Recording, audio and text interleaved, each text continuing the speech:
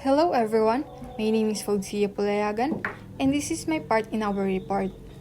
Section 95, Additional or Double Compensation.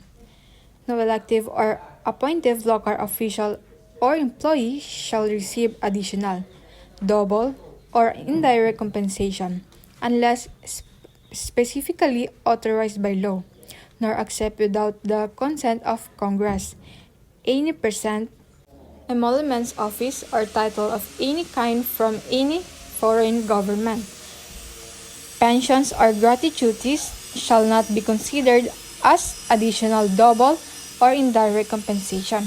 So, ang Section 95 ay nagsasabi na hindi pwedeng tumanggap ang mga lokal na opisyal o empleyado na dagdag na sahod o doble na sahod maliban na lang kung may batas na nagpapahintulot dito.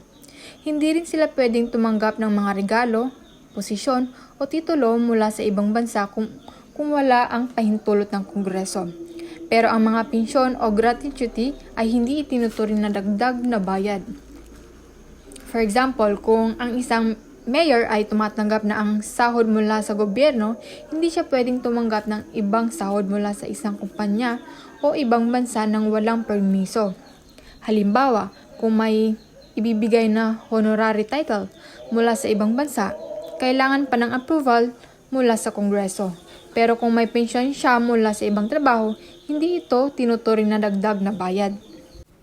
Section 96, Permission to Leave Station. Dito sa A is, ang halimbawa nito, kung ang isang barangay official ay gustong magbiyahe para sa isang seminar, kailangan niyang mag-apply ng permiso sa kanilang mayor. Kung hindi magdesisyon ang mayor sa loob ng 4 na araw, may ituturing ng aprobado ang biyahe. Sa letter B, kung ang isang mayor ay kailangan magbiyahe sa ibang probinsya, kailangan niyang humingi ng permiso mula sa gobernador ng probinsya.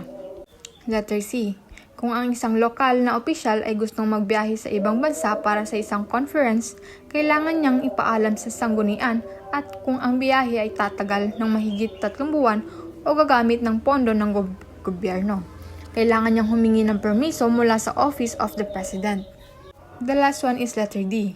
Kung isang field officer ng national agency ay kailangang umalis ng kanilang opisyal na istasyon, halimbawa mula sa isang munisipyo papuntang ibang lugar, kailangan niyang magbigay ng written notice sa mayor at tukuyin kung sino ang magiging kapalit niyang mag-aasikaso ng trabaho. Dito naman sa Section 100, Meetings and Quorum Budget.